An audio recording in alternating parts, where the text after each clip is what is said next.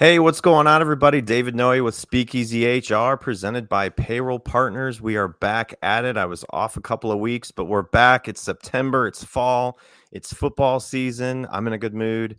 I am sure a lot of people that are football fans are also excited about the fall.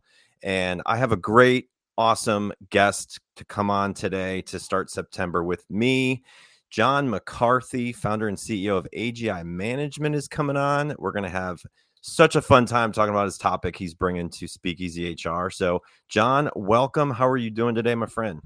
I'm great, David. It's awesome to be here. It's good to be here with you, man. I know we've had some engaging conversations, and now we get to share some of them thoughts with the world, huh? Yeah, absolutely. And so, yeah, we've kept in touch for quite some time, and we've had this on the calendar for quite some time. So great to have you finally on. For those of you who are new to SpeakEasy HR, thanks for making part of your Monday on the show live with us. We are live on YouTube and LinkedIn. So if you have any questions for John or myself, throw them in the chat. I'm sure some other people might have the same questions that you might have. So love to hear from you. We have brand new content at SpeakEasy HR. You can go out there. Word of the week is out there. The blog this week is focus. So as you move into the fall, maybe you're trying to focus on something to get ready for next year, plan out projects, whatever, looking for a new job. Little teaser about next week. This guy knows all about finding jobs coming on next week. So excited to have some future guests to talk about recruiting and focus on job search. But today it's not about recruiting. So go out to SpeakEasy HR and tune into some of that we have going on. I am part of the Work Defined podcast community that started over the summer. It's 60 plus podcasts about HR, payroll, workforce. So definitely go out there, workdefined.com, if you are looking for other podcasts beyond SpeakEasy HR. Really, really good podcasts out there if you are looking for something new to check out. So, John, if you want to kind of explain a little bit about your background, you and I have connected a couple of times and thought you'd be a great guest, and some of the topics that you are considering to bring on, and we'll get to that in a minute. But if you want to just start and kind of explain your background and kind of share with the audience kind of what you've been into. Yeah, thanks, David. Yeah, I mean, really, the beginning of my HR background was in recruiting. So after college, started in the recruiting world, and a few years after that, was doing pretty well at it. Really enjoyed it, and started my own venture. So I was a young, ignorant entrepreneur at 24, 25. Started that business called AGI Management, and it's like most small businesses, taking different forms throughout the years, identifying new problems, new opportunities for impact. And that was kind of the foundation of what I got passionate about, was trying to help people discern their life call and walk in a more purposeful employment arrangement. This word purpose is a big one.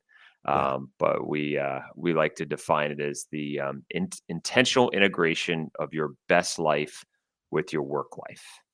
And through that journey of trying to create resources for people to really map out their intentional life plan, they can integrate with their work life plan.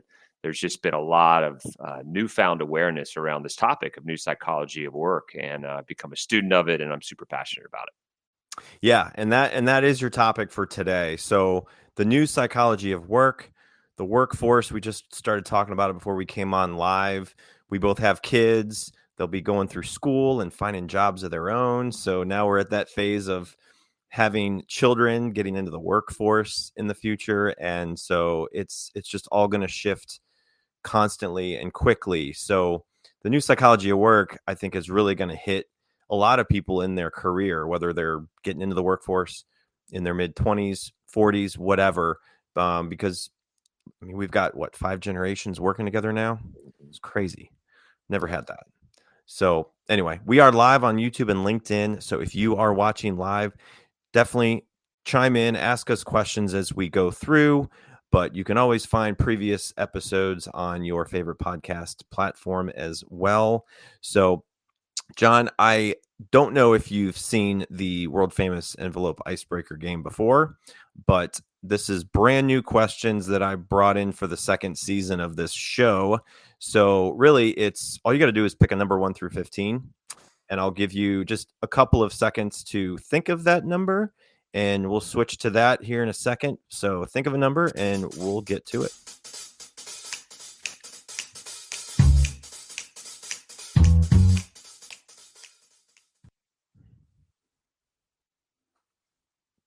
Did that play? I don't know. It did. Okay. It lags for me sometimes. I don't know. It's catchy. It looks different on your end, I guess. Anyway, 1 through 15. I got 15 envelopes, John. So what do you got? 1 through 15. 8, please. 8. All No right. whammies. No whammies. Speaking of 8. multi-generational workforce, just real quick, I said that in a meeting recently. Yeah. And not one person knew the reference. Huh. Which makes me old. Did you educate them? Oh, yeah. We stopped the meeting and turned on YouTube. I mean, there you go. Press your luck. So good. There you go. Well, I'm glad you were able to explain that to them.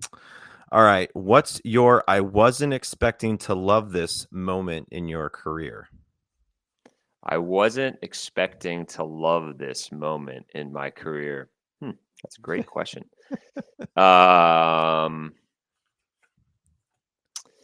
Yeah, I mean, I would have to say speaking. I think when I launched into a career, or my career, I didn't realize the affinity I would have of getting up in front of big crowds. And now and it has to do with reps, right? And getting comfortable. But now I just really feel called into that space and have learned a lot of tricks of the trade, which is helpful. But that is something that I would have never expected to love as much as I do. Love it. I didn't even talk about this yet. I brought this back from my office today. The mini air horn that has become one of the favorite little tools and tricks and toys I've got at work. Mini air horn would definitely suggest this to anybody that's trying to laugh at work a little more. You can go up to your wife. Good job doing the chores, honey. Yeah, it's fun. All right, one more number, John. All right, hit me with that first one. I'll take number 1. Number 1. Okay, I love it. I don't think anyone's picked one yet. Okay. What's your guilty pleasure that you'd profoundly defend as a must-have in your life? A guilty pleasure. Yep. Well, that's a great question too. Man, these are good stumpers. No preparation for these. Nope. I would say a workout routine of 30 minutes per day, which seems a little excessive, but without it, I am tired. I'm grumpy. With it, I'm the best version of myself. So I don't know if we'd call that a guilty pleasure, but it feels like sometimes it is because it doesn't always fit in there, but it's really important for my rhythm. So how long have you been doing that? Probably a couple. Well, actually, I know that answer. 3.5 years. It was I now have a self-care planning tool that I learned during COVID. When I was burnout, I was totally fried, and I was looking at this mechanism to bring into some small groups around self-care and around well-being. And as I was doing that, kind of with the precipice of teaching it, it rocked me. So it's around the 7 levels of rest. And now it's for me a weekly activity. Every Sunday, I look at my self-care plan and I just answer the question for myself: where am I tired? And so these 7 levels are physical, emotional, spiritual, creative, sensory, mental, and I'm forgetting one. But the reality is this is part of the physical rest, the active physical rest, intentionality that I need in my life in order to be the best version of myself. Yeah. No, that's awesome. I think everyone has one guilty pleasure in their life, and I'm sure most people wouldn't have answered it like you. So good job. That's amazing. I mean, I think everyone working, being a parent, trying to have a routine in their life, and it's challenging to fit in exercise and working out. And so a lot of people probably want to do it more. They just don't make an effort to do it. For me, it's just black coffee. I just like black coffee in the morning. That's pretty easy. Well, I was in between exercise routine and Lucky Charms, just to give you. Ooh, okay. Now we're talking. That's awesome. All right. Well, I appreciate you being able to answer those questions without any preparation. So, we are going to shift gears a little bit. Before we get into your topic, just a couple of words from our presenting sponsor, Payroll Partners. So, if you want to grab a drink of water, John, or whatever, we've got about a minute and we'll jump into your topic about the new psychology of work. Hold on one second. Finding a new employee takes time and money. For one position on a single job board, you could easily spend a minimum of $5 to $10 a day advertising a job post. It's worth noting that the average time it takes to hire a new employee is 36 days. However, it can take longer than that. You could find yourself paying hundreds of dollars a month for a single job board. And if you're using multiple job boards for multiple positions, this could add up to thousands of dollars a month. There is a much simpler and more affordable way of finding the right candidate. At Payroll Partners, we offer an applicant tracking system to help manage your hiring process. Our ATS is customizable, allowing you to decide which days you want to run the job and when to close it so you don't break the bank. And this feature lets you e-blast your network, posting jobs on multiple boards at once, all managed in one location. Payroll Partners, elevating your payroll and HR experience. I've been in HR for almost 20 years, John, and I know what it takes to have good technology in your workforce, in your industry, in your company. It all is specific to the personal information that's in a payroll software.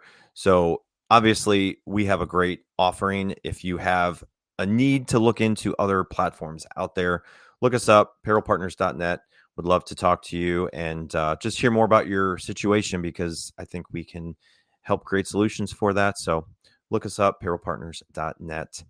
All right. So, John, just like everybody else that I bring on this podcast, I try to dig into, what they like to talk about and are passionate about talking about, because, in your day-to-day job, you might not get a chance to really explain it in a way that you can on a platform like this. And maybe you can, but as people change and as interests change and motivations change, I think when I talk to somebody about coming on, it's, what are you passionate about? What do you want to bring on the show? And share your insights, share your stories, help others listening learn from you, and really have this uncut, unfiltered conversation with you live. So, as you think about this topic, how do you define the psychology of work, and why is it so important in today's workplace? Yeah, thanks, man. Well, the psychology of work, a lot's been written about it, but, very simply, it's kind of an overlap of three things. One is the cognition, what we actually believe about work. And many of those beliefs are deep subconscious beliefs. So, what I'm passionate about is helping people unearth those, bringing those subconscious beliefs to the conscious, as well as just the emotional components of work and the behavioral overlap. So those three things make up what we would call the psychology of work. And it's super important for organizations to have their finger on the pulse of change societally as well as with individuals, because organizations are formed to try to help people thrive. Sometimes we forget that, but that's the foundation of what an organization should do. So, without the awareness of how people's definition of thriving, cognitively, emotionally, behaviorally, we really don't have much of a foundation of doing that. So, I'm super passionate about this subject because at the end of the day, if organizations can really move the dial on helping people live out that aforementioned of purpose, we'll see a better world. Yeah. So what's the biggest psychological shifts you're seeing in how employees view their job post pandemic? Yeah, and I think we look at March 2020 as a major landmark of change, but there were some things that were already in motion, where COVID, really accelerated in some form or fashion. But we were already seeing probably the two largest variables in the psychology of work that every organization needs to wrap their brain around is one, just the reality of the gig economy and what it's doing to opt for individuals' opportunities to live and thrive. Right. And it was fascinating. I was just reading this. 5 million people this last year, 2024, made over six figures in the gig economy. It's unbelievable, right?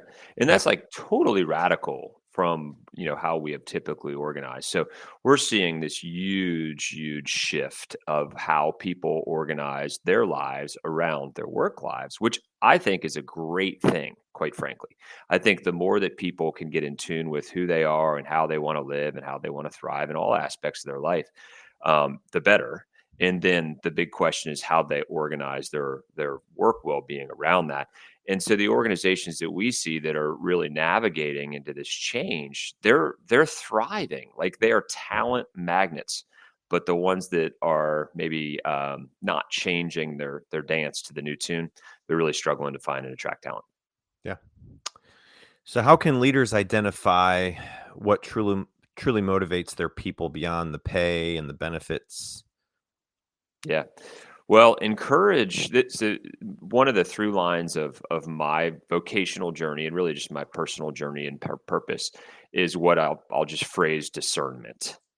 And discernment is the process of taking information into knowledge and criticizing that knowledge and then figuring out what applies to one's life to take it to wisdom. So, with 80%, give or take, depending on when Gallup's polling, of people that don't love work, it kind of begs the question, well, what would you love better about work?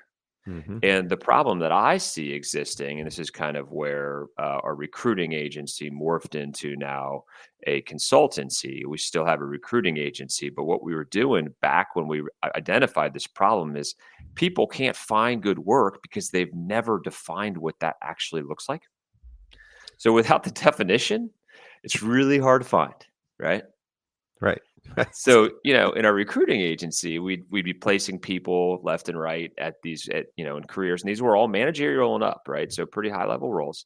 And then we'd get a ton of calls back 6 months later, like, "Hey, what else you got?"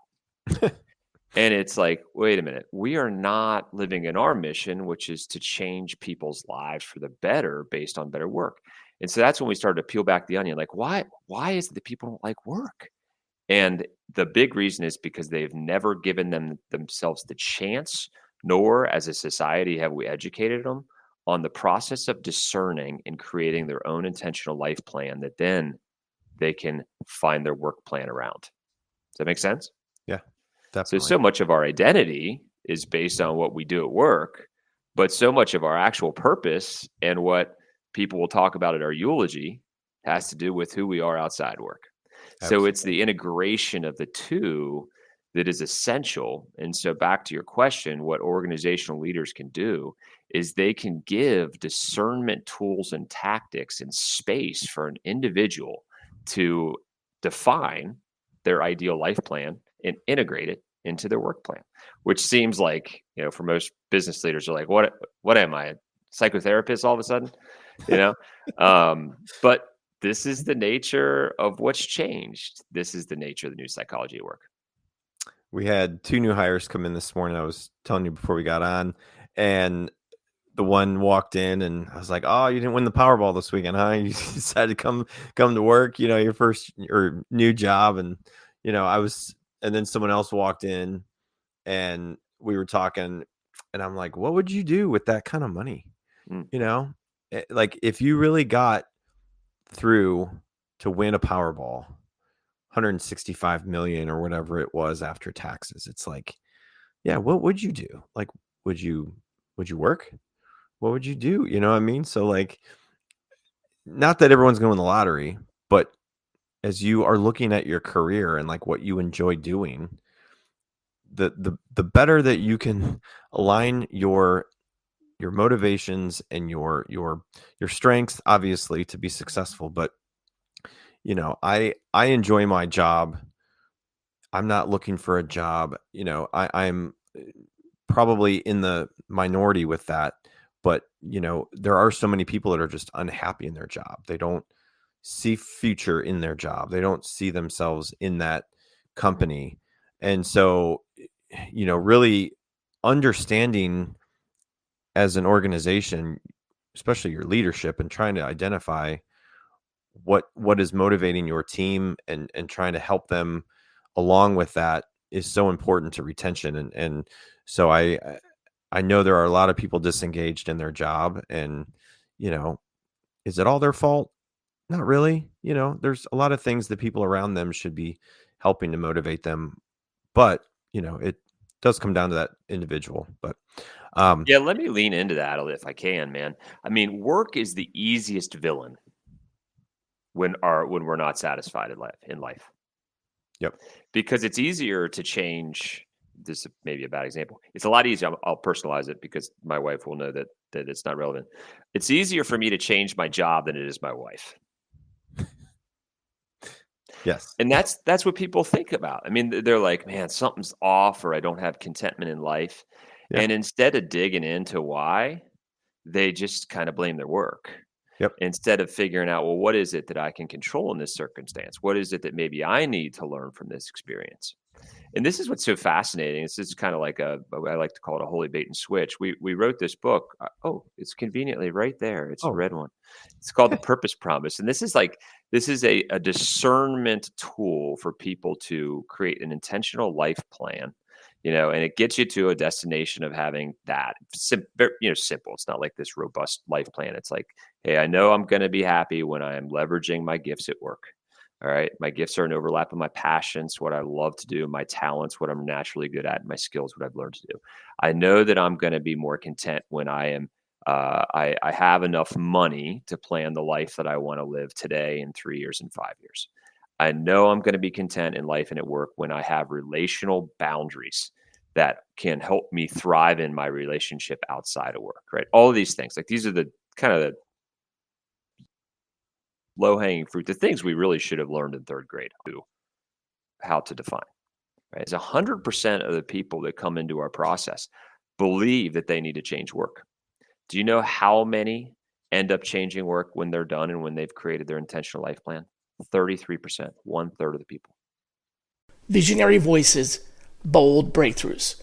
This is Shally's Alley, where top recruiting minds spill their best-kept secrets live every Friday at 1 p.m. Eastern.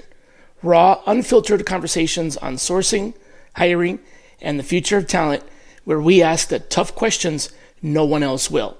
Tune in and level up. 1/3 of the people, the other third, realize that it's actually their discontentment in life has something completely to do with them. Right. And then another third have the vernacular and the awareness of why they don't like their current environment, so they can have a conversation with their employer about it, which usually leads to retention. So point all of this is, without the critical awareness of how I want to live my life, it's really hard to figure out what kind of work I'm going to love. Yeah. No, it makes a lot of sense. And I think to find a new job, there's a lot that goes into that. So it's like people may not want to do the work to find another job. It's like a part-time job. So psychological safety has become kind of a buzzword.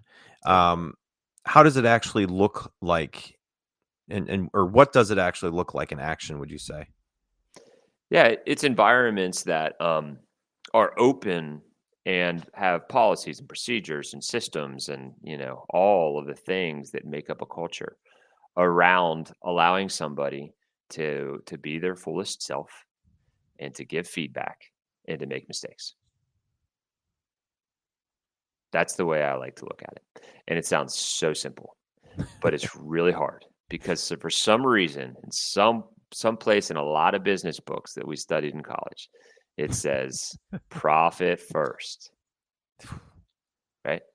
And I'm all for economic engines. I'm all for, stability and sustainability, but it comes through treating people the right way. That's what creates profit and sustainability and long-term. It's a long game. Yeah. It's not about short-term shareholder pressure. Absolutely. So where do organizations often get it wrong, when you're trying to build a positive workplace culture? Yeah. One size fits all approaches. Yeah. And this is, again, this is where the new psychology comes in. I mean, just first off, understanding what social psychologists and organizational psychologists have written about for years, which is the three major factors in job satisfaction and contentment and motivation. And that is autonomy, Yep. and relatedness and purpose or mastery. And autonomy is so dramatically misunderstood in our work world because, especially since March 2020, where we now think autonomy is like, yeah, you can work from wherever you want at whatever time. Right. And Yeah. I think we connected on this. It's fascinating that the work from home movement actually has an increased job satisfaction. No, I think it's gotten it worse. I mean, I know people that are miserable at Totally. home. Yeah. You know, the industry that just recently went completely work from home. This is bizarre. The logging industry. Have you heard about this? No. Yeah, lumberjacks, they just go in their home office and log in.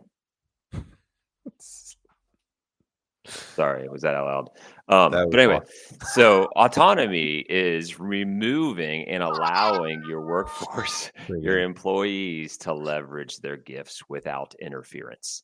Like Yeah. that is motivating. When you say, I see you, I've helped you discern so that you fully know what the inner overlap, your sweet spot, as we call it, of your passions, your skills, and your talents. And we want to set your work up so that you can maximize those. People are thriving when they use who they are. And Yeah. guess what? They're really productive, Right. right? That's autonomy. So, organizations just need to really, really grasp, okay, there's an individual behind this employee's number.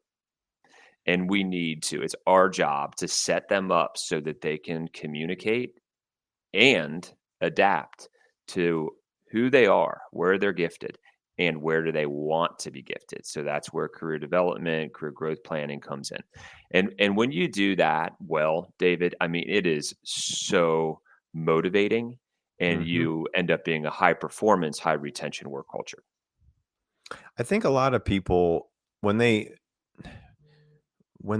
say that they're open to change or they adapt well to change, it's it, I've seen it go both ways. Like, a lot of people don't like change. And I try to paint the picture very well when I recruit. And I've always done this.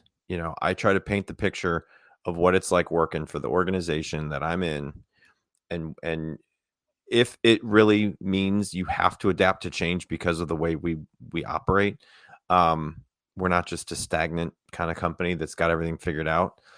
It really shows you, even when you like ask someone to like move desks. It's like, what? I got to move my desk? Like, like even just moving where they sit, or a small change to the overall picture. Um, and it's kind of like, how can you help them through that? Adapt. How can you help them adapt to change? So organizations that can do that well and coach their individuals through change, I, I think are going to be more successful than others that just complain about somebody that's not happy with change. You know what I mean? So Well, this is a really good topic for just this new psychology. So it's funny, I was at a training with an organization that was talking about adaptability and change.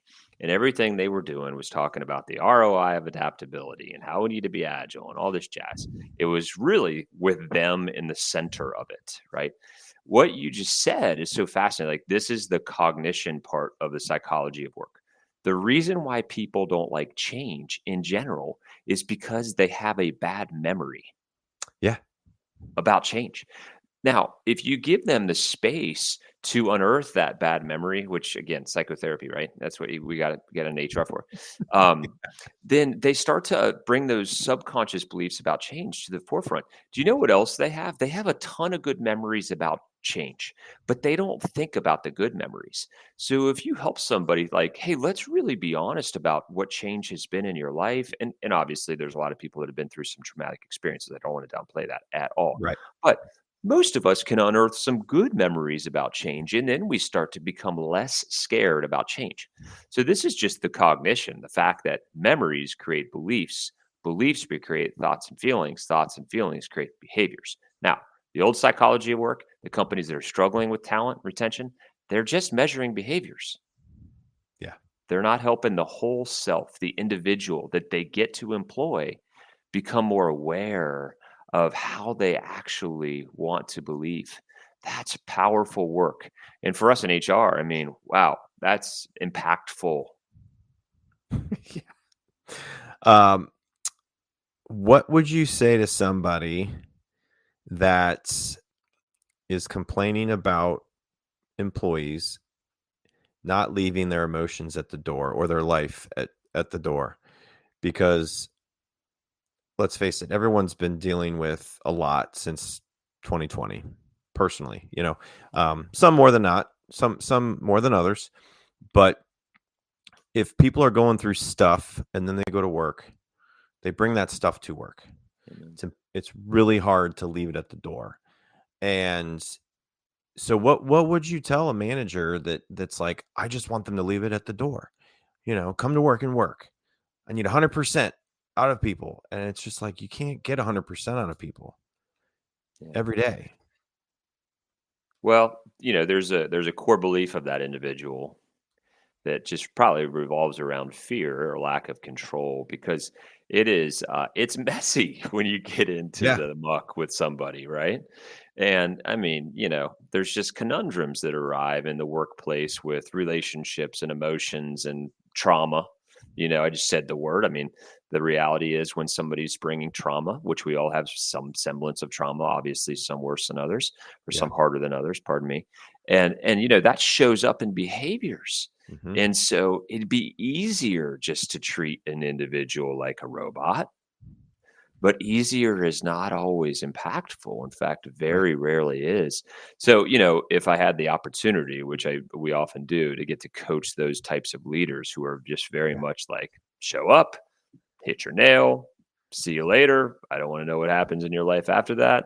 It's just this is like the old psychology. The Industrial Revolution, if you look at the three major shifts in the way that we organize around work, we used to have the agri economy, right? Which was obviously around the farm, where people would bring their gifts to the table and they would come together for the common good of a community. Marker for productivity in our world. And we're on the seventh turn of it now, right? With generative AI. But it did just pound into us that effectiveness and efficiency is king in business. That's not what business is, right? Business and organizations are foundationally to help communities and individuals thrive. And when that happens, and when we take a long-term view on that, we get to see mega impact both on individuals, communities, and bottom line. That's what we need out of leadership right now. Yeah. Artrell said, some conscious beliefs about change that resonates with me. Yep. Definitely. Thanks for the comments. So yeah, we're live on LinkedIn and YouTube with John McCarthy with AGI Management. So you've been doing AGI Management for quite some time. Any project or any situation stands out to you that you really are like, you have that aha moment that you really like made a huge impact on an organization or an individual? Yeah, I mean, we're so blessed to do the kind of work we do, which revolves around just the depth of what we're talking about, whether it's executive coaching for for CEOs and really helping them unearth what they're thinking about and what their beliefs are. Again, that's just this same cognitive behavioral reality. What we're passionate about is bringing psychology and neuroplasticity around the leaders. And whether that's in executive coaching or leadership development. Right now, we're doing a lot of work with Chick-fil-A, which has just been phenomenal. I mean, what a great organization and amazing leaders, especially next-gen leaders. I'm just really blown away at them doing what they say they're going to do from a culture standpoint. It's really phenomenal. So it's just, it's really adaptive to the organization, but it's got a lot of the same components of this discernment. That's what I'm really passionate about. How do we get down to the core of what we need to dispel living in the age of information? Today we will take in more information than somebody that was born in 1920 would their whole life. Just today, we will take in that much information. So we live in this age of information and it's just at us, right? So what a gift to be able to come alongside great leaders and distill that information into knowledge that's relevant, and then try to build into organizations around wisdom and then transfer that wisdom to next generation. I mean, serious impact. Yeah, that's awesome. So how do generational differences shape the psychology of work? We talked a little bit about the different generations working, and what should leaders know about that? Well, as you alluded to, 5 generations in the workforce, and my jokes, they bomb most of the time when I'm with the young leaders. I have to remember that. I referenced Rudy the other day because we were going to overcome Rudy? adversity. Rudy, and like 80% of the people in the room didn't know about Rudy. I mean, come on. Did you give them homework to go watch it that night? I did. Well, I did what I could on that front. Man. But, it's acceptance of and meeting people where they are and really believing that there's nuggets of wisdom and insight in each human being, which is how we're created. And, even though my dad jokes fail in most of the rooms, or my reference to these, 80s, 90s movies, I want to hear about what they're getting into. I want to hear about K-pop. I was in a meeting and they're talking about K-pop and I'm like, what? Tell me more. I'm just genuinely interested. I'd say a line that I really like to live by, that's just really simple, but I think every leader who understands the generational differences should kind of have in front of them is be interested, not interesting. Genuinely believe that there's something great you can learn from that person in front of you, no matter what age. And just the spirit of that changes cultures, and it creates psychologically safe environments that will thrive in the new psychology work. Yeah. Are you seeing a lot of reverse mentoring in your work? Yeah, absolutely. Because I've heard that several times with other guests that have come on the show, and I've heard mentoring. I've heard people having mentors in their jobs, in their lives, and it's important to have those kind of people around you. But reverse mentoring is helping, kind of a different dynamic with how people are being mentored. It's fascinating. So I don't know if you've seen that in organizations lately, but I think it's going to continue to be a focus point for certain companies and organizations that are trying to help generations learn from each other, right? Yeah. Well, this wisdom transfer, I mean, obviously with generative AI and our focal point on tech and what it could do to every organization and individual's life, which is phenomenal if we let it be. There's a lot of fear around it as well, and I recognize that. But it is going to change the way we transfer wisdom. Mm-hmm. And there's going to be more need for a 360-degree wisdom transfer than the very stereotypical, if you're 10 years older, you've lived 10 years older or 10 years more, you can build into me. There's still that. There's no substitute to lived wisdom. No substitute. Yeah. Right. But with some of the new components that we have, and especially technology, there's a lot of wisdom sharing generation to generation now. It's pretty cool if we let it be. Absolutely. Artrell said it's refreshing to hear HR leaders that are intentional about their efforts to be human-centric. Psychology is all about humanity. Understanding the people with which we work is the key to doing so most effectively. Yeah. That's absolutely a good word. And though I really do, I mean, I know I'm kind of pounding on this because it's really what I'm passionate about. We have put a lot of emphasis on trying to understand other individuals. Yeah. But the foundation of it all is helping people understand themselves. Right. So Archel, I couldn't agree with you more. And it's just my authentic journey in life in realizing where I'm reacting as opposed to responding, where I'm angry or resentful or whatever, any of the things that I don't like to admit here.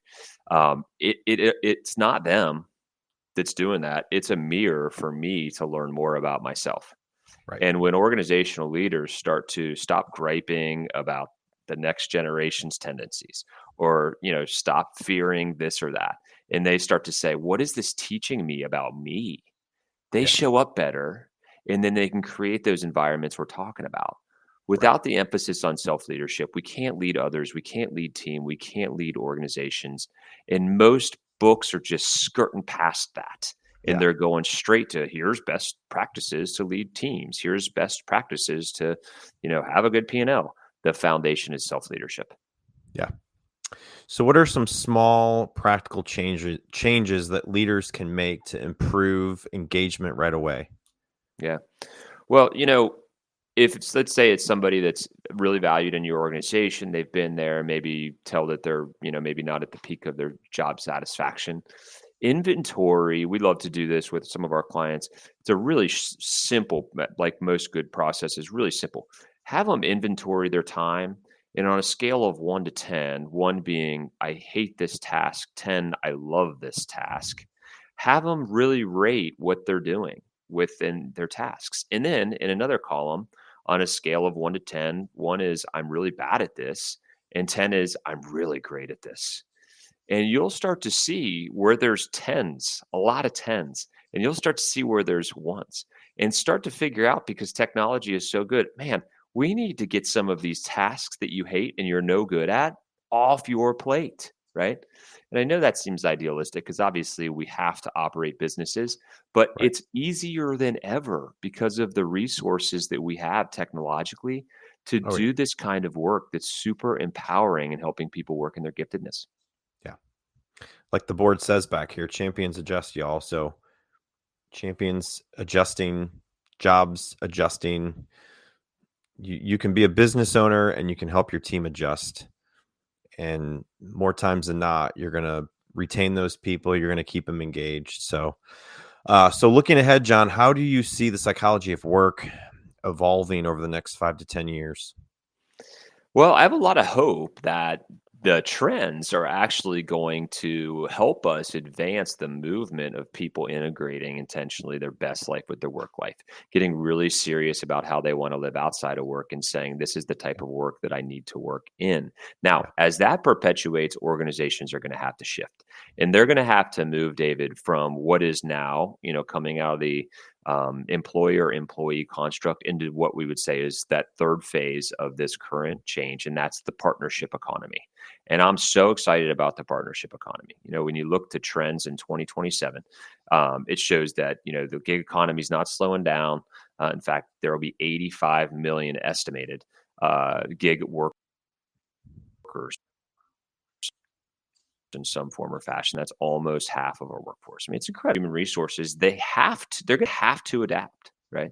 So I'm pumped about where we could be headed because I've seen how important this is on families, on communities, on life, right? Yeah. So if we adapt, we could see thriving individuals at home and at work, and we could reverse a lot of the trends that I think are above the iceberg.